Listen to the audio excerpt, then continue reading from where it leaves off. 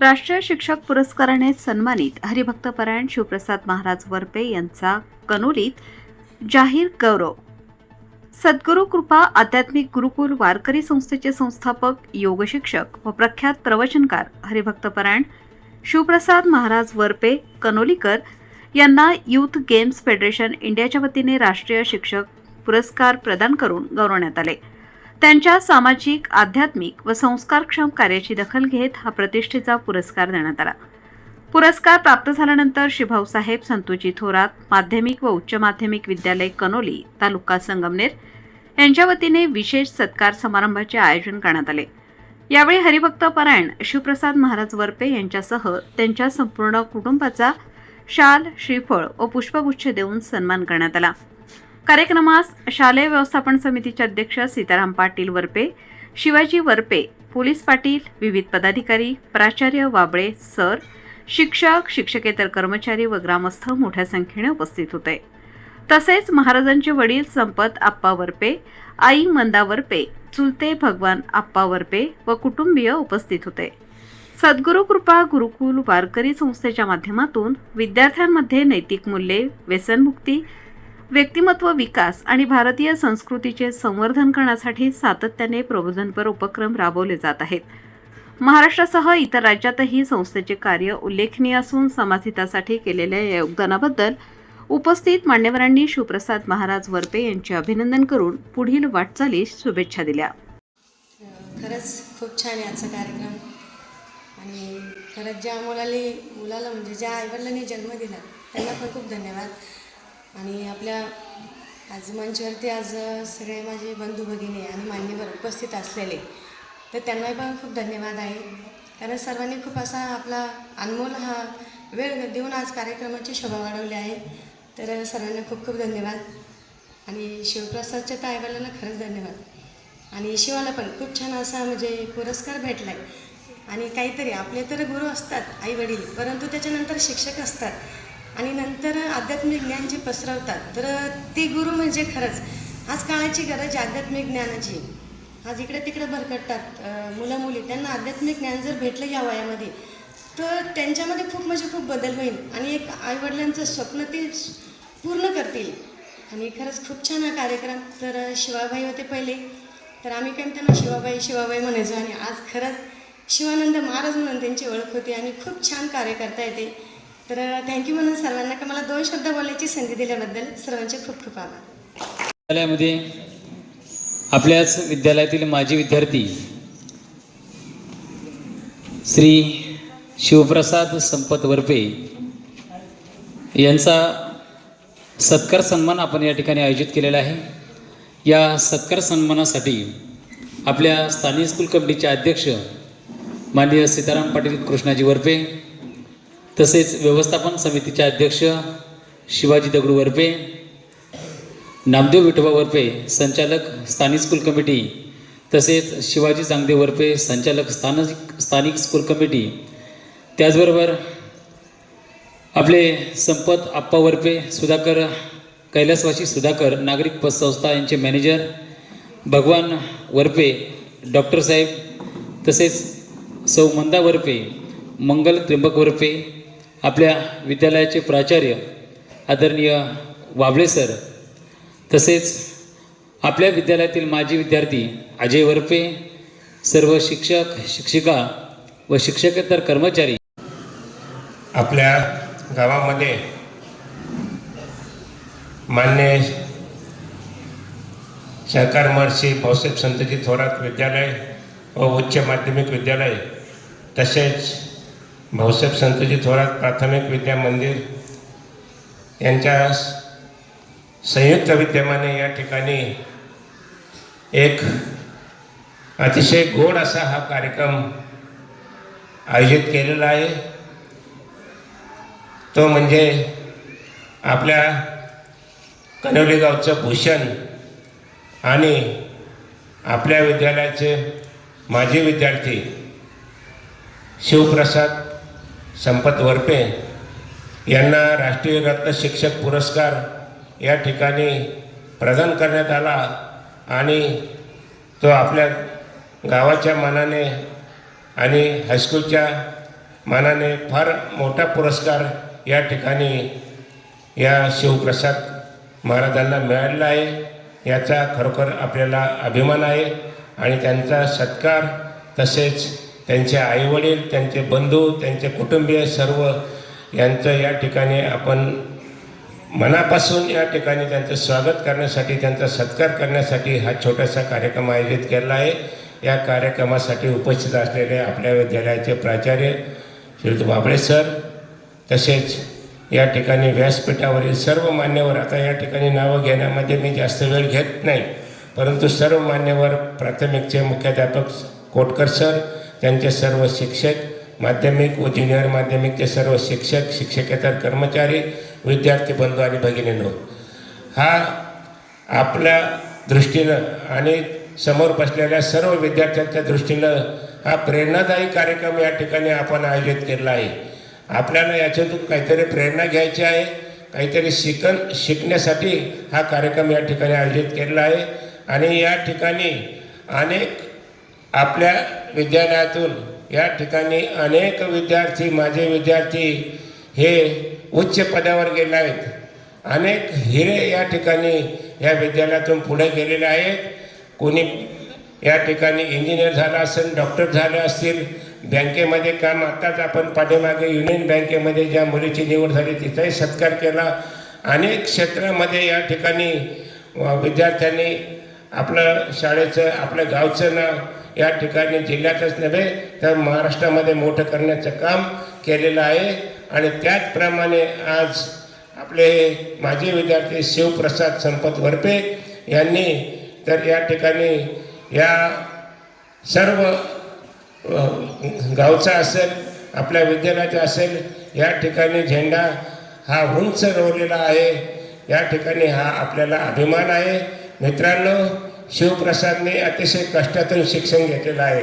आम्हाला, आपल्या सर्वांना माहीत आहे, गावाला माहीत आहे की या कुटुंबाची परिस्थिती अतिशय गरिबीची होती. आईवडिलांना मी मनापासून धन्यवाद देतो की अशाही परिस्थितीतून आपण खूप काबाड कष्ट करून आणि मुलावर संस्कार करून या ठिकाणी मुलाला या ठिकाणी चांगलं सुसंस्कारित बनवलं, चांगलं शिक्षण दिलं. आणि शिवप्रसादने देखील या ठिकाणी खूप या ठिकाणी मेहनत घेतलेली आहे. एवढा मोठा हा राष्ट्रीय रत्न शिक्षक पुरस्कार मिळणं सोपं नाही आहे, परंतु शिवप्रसादने तो मिळवला. याच्या पाठीमागं एकच ती जिद्द आणि कसोटी. शिवप्रसादने आपल्याला सर्वांना माहीत आहे, त्यांनी या ठिकाणी जिल्हा परिषदेचं शिक्षण, आपल्या जिल्हा परिषद शाळा कनोली गावठाण या ठिकाणी घेतलं 4थीपर्यंत.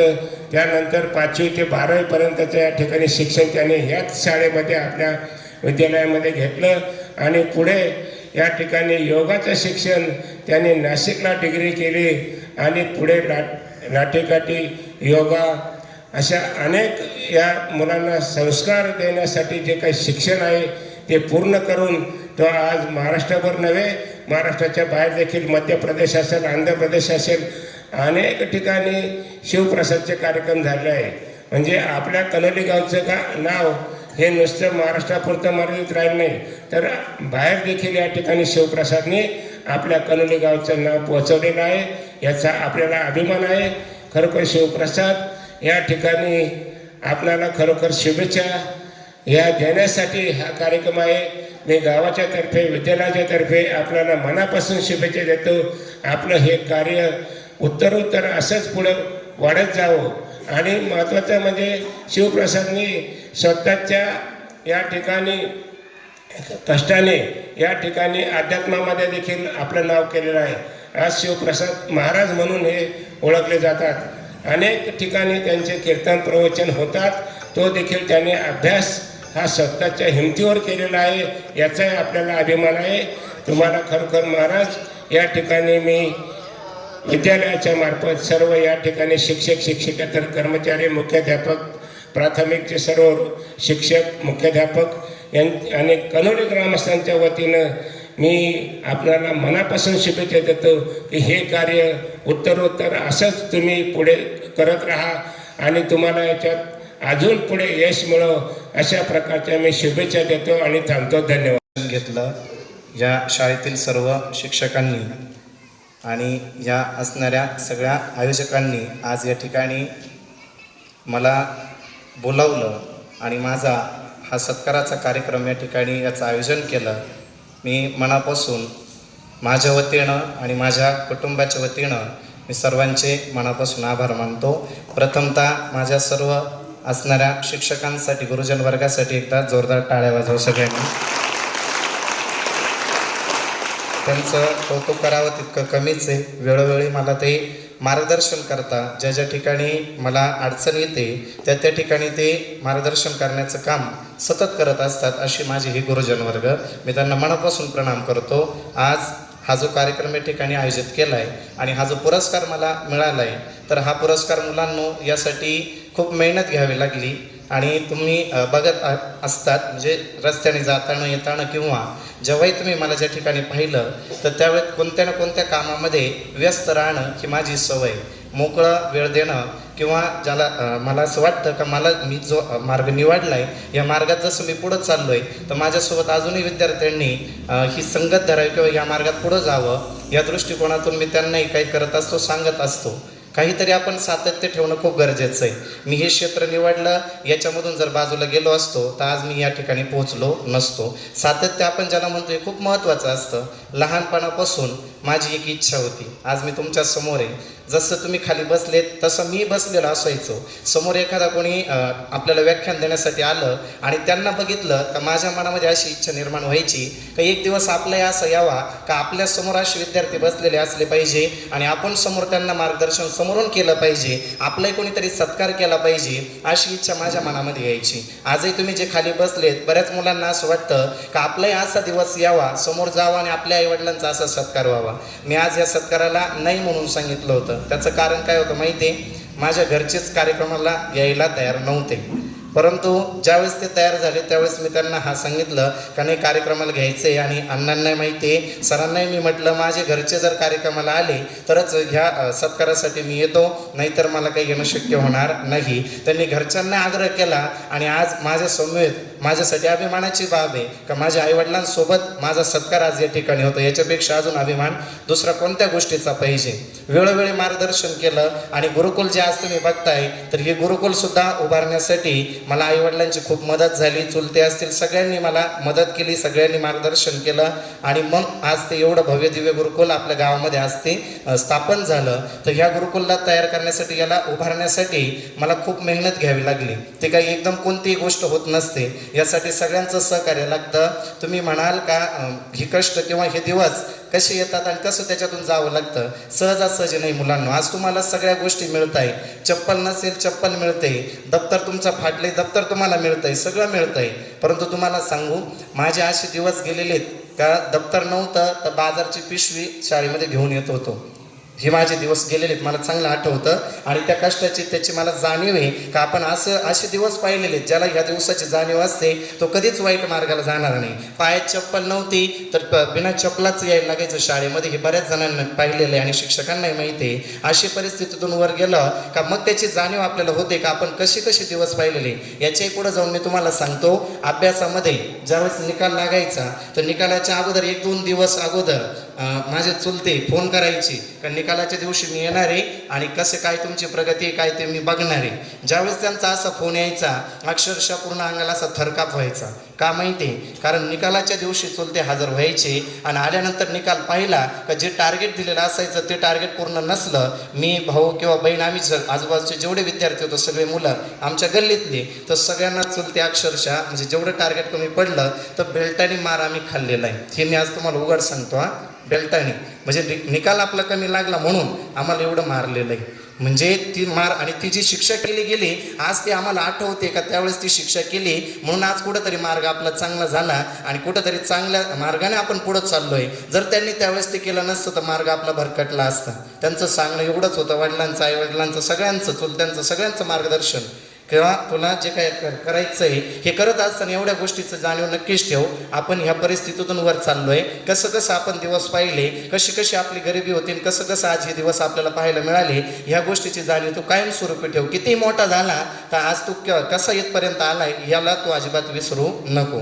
आज मला सांगायला ते अभिमानाचे बाब आहे की तुमच्यासमोर हे जे मी मानतोय कशासाठी, का तुमच्याही मनात तुमच्या मनामध्ये ही गोष्ट बसली पाहिजे का आपल्याला हळूहळू कष्टातून आपण जे उभं करतो ना त्याची जाणीव आपल्याला असते आणि आपला मार्ग भरकटत नाही, मग आपण चांगल्या मार्गानेच चालतो. ठीक आहे. आपल्याला मार्गदर्शन करणार कोणीतरी असो. तुमच्या घरामध्ये तुम्हाला चुलते आई वडील जे काही शिक्षा करत असतील, आज केलेली शिक्षा तुम्हाला वाईट वाटते का ते मला हाणताय मारताय, परंतु भविष्यामध्ये ती तुम्हाला उपयोगी पडणार आहे. मार खाल्ला नाही असं नाही, मी खूप शिक्षा सहन केली आणि आज तर तुम्हाला शिक्षकांचा एवढा त्रास आहे एवढा मारही नाही, त्यावेळेस आम्हाला भरपूर असायचा आणि तो गरजेचाच होता. ज्या ज्या मुलांनी मार खाल्ला, शिक्षा सहन केली, ते मुलं आज चांगल्या पदावरती गेली. तुम्ही म्हणाल सर आम्हाला मारताय, कोणीतरी शिक्षा करताय, ही गरज आहे काळाची. जर तुम्हाला इथली शिक्षा जर तुम्हाला मान्य नसेल तर तुम्हाला मोठं झाल्यावरती ती वेगळी शिक्षा सहन करावी लागते, हे तुम्हाला माहिती आहे सगळ्यांना. मग कोर्टात जाणं असेल, पोलिसांचा मार असेल, ती शिक्षा तुम्हाला, ती शिक्षा बरी का शाळेतल्या शिक्षकांची बरी? कोणाची बरी? शाळेतल्या शिक्षकांची. बरोबर. मग जेव्हा जिथं जिथं तुम्ही चुकताना मुलांना तिथं तुमच्या शिक्षकांना सांगत चला इथं माझी चूक झाली, ते तुम्हाला तिथं शिक्षा करतील किंवा समजून सांगतील. पण जर तुम्ही ती चूक इथं कबूल केली नाही तर तुम्ही वेगळ्या मार्गाने जाल, तुम्ही चुका करत राहाल आणि भविष्यामध्ये तुम्हाला फार मोठा त्रास सहन करावा लागू शकतो. ठीक आहे. तर यासाठी काय करायचंय? प्रयत्न करायचंय, कष्ट करा. कष्टाशिवाय काहीच तुम्हाला मिळणार नाही.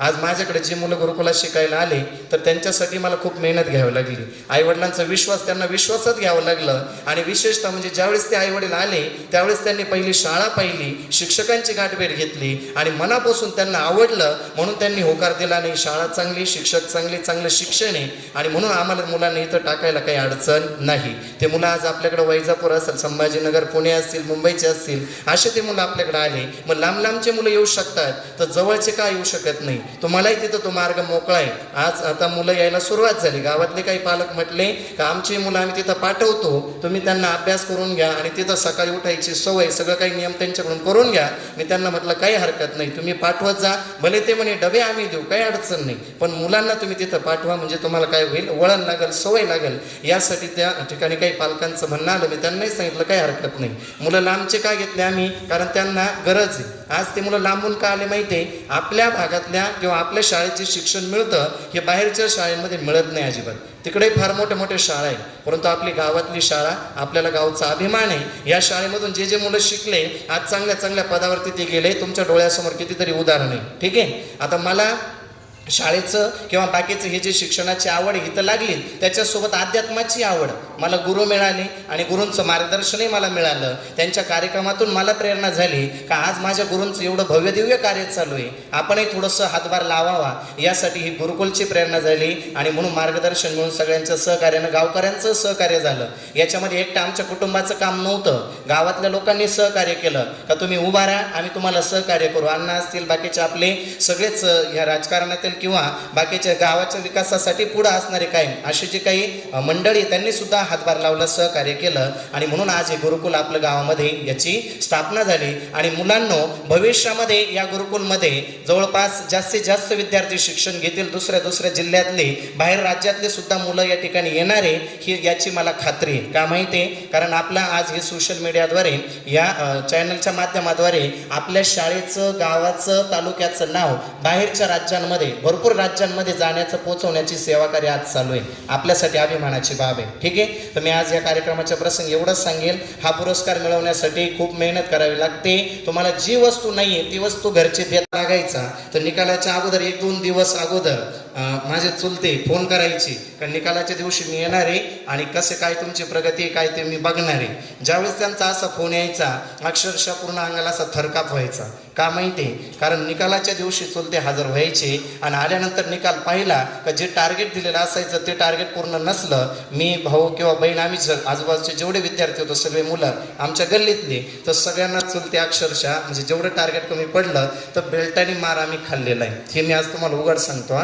बेल्टाने म्हणजे निकाल आपला कमी लागला म्हणून आम्हाला एवढं मारलेलं आहे. म्हणजे ती आणि ती जी शिक्षा केली गेली आज ती आम्हाला आठवते का त्यावेळेस ती शिक्षा केली म्हणून आज कुठंतरी मार्ग आपला चांगला झाला आणि कुठंतरी चांगल्या मार्गाने आपण पुढं चाललोय. जर त्यांनी त्यावेळेस ते केलं नसतं तर मार्ग आपला भरकटला असता. त्यांचं सांगणं एवढंच होतं, वडिलांचं, आईवडिलांचं, सगळ्यांचं, चुलत्यांचं, सगळ्यांचं मार्गदर्शन किंवा तुला जे काय करायचं आहे हे करत असताना एवढ्या गोष्टीचं जाणीव नक्कीच ठेव. आपण ह्या परिस्थितीतून वर चाललोय, कसं कसं आपण दिवस पाहिले, कशी कशी आपली गरिबी होती, कसं कसं आज हे दिवस आपल्याला पाहायला मिळाले, ह्या गोष्टीची जाणीव तू कायमस्वरूपी ठेव. किती मोठा झाला तर आज तू कसा इथपर्यंत आलाय याला तू अजिबात विसरू नको. आज मला सांगायला ते अभिमानाचे बाब आहे की तुमच्यासमोर हे जे मी मानतोय कशासाठी का तुमच्या मनामध्ये ही गोष्ट बसली पाहिजे का आपल्याला हळूहळू कष्टातून आपण जे उभं करतो ना त्याची जाणीव आपल्याला असते आणि आपला मार्ग भरकटत नाही, मग आपण चांगल्या मार्गानेच चालतो. ठीक आहे. आपल्याला मार्गदर्शन करणार कोणीतरी असो. तुमच्या घरामध्ये तुम्हाला चुलते आई वडील जे काही शिक्षा करत असतील, आज केलेली शिक्षा तुम्हाला वाईट वाटते का ते मला हाणताय मारताय, परंतु भविष्यामध्ये ती तुम्हाला उपयोगी पडणार आहे. मार खाल्ला नाही असं नाही, मी खूप शिक्षा सहन केली आणि आज तर तुम्हाला शिक्षकांचा एवढा त्रास आहे एवढा मारही नाही, त्यावेळेस आम्हाला भरपूर असायचा आणि तो गरजेचाच होता.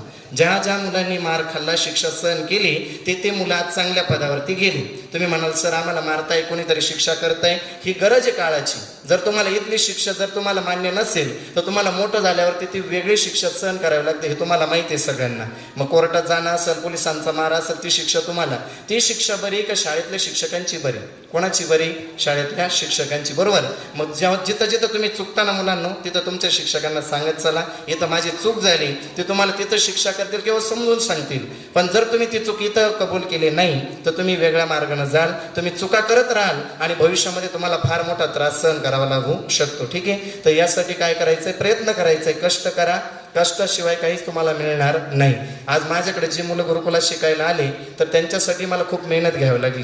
आईवडिलांचा विश्वास त्यांना विश्वासात घ्यावं लागलं आणि विशेषतः म्हणजे ज्यावेळेस ते आईवडील आले त्यावेळेस त्यांनी पहिली शाळा पाहिली, शिक्षकांची गाठभेट घेतली आणि मनापासून त्यांना आवडलं म्हणून त्यांनी होकार दिला नाही. शाळा चांगली, शिक्षक चांगले, चांगलं शिक्षण आहे आणि म्हणून आम्हाला मुलांना इथं टाकायला काही अडचण नाही. ते मुलं आज आपल्याकडे वैजापूर असेल, संभाजीनगर, पुणे असतील, मुंबईचे असतील, असे ते मुलं आपल्याकडे आले. मग लांब लांबचे मुलं येऊ शकतात तर जवळचे का येऊ शकत नाही? तुम्हालाही तिथं तो मार्ग मोकळा आहे. आज आता मुलं यायला सुरुवात झाली. गावातले काही पालक म्हटले का आमची मुलं आम्ही तिथं पाठवतो, तुम्ही त्यांना अभ्यास करून घ्या आणि तिथं सकाळी उठायची सवय, सगळं काही नियम त्यांच्याकडून करून घ्या. मी त्यांना म्हटलं काही हरकत नाही, तुम्ही पाठवत जा, भले ते म्हणे डबे आम्ही देऊ, काही अडचण नाही, पण मुलांना तुम्ही तिथं पाठवा, म्हणजे तुम्हाला काय होईल, वळण लागेल, सवय लागेल. यासाठी त्या ठिकाणी काही पालकांचं म्हणणं आलं, मी त्यांनाही सांगितलं काही हरकत नाही. मुलं लांबचे का घेतले आम्ही? कारण त्यांना गरज आहे. आज ते मुलं लांबून का आले माहिती आहे? आपल्या भागातल्या किंवा आपल्या शाळेत जे शिक्षण मिळतं हे बाहेरच्या शाळेमध्ये मिळत नाही अजिबात.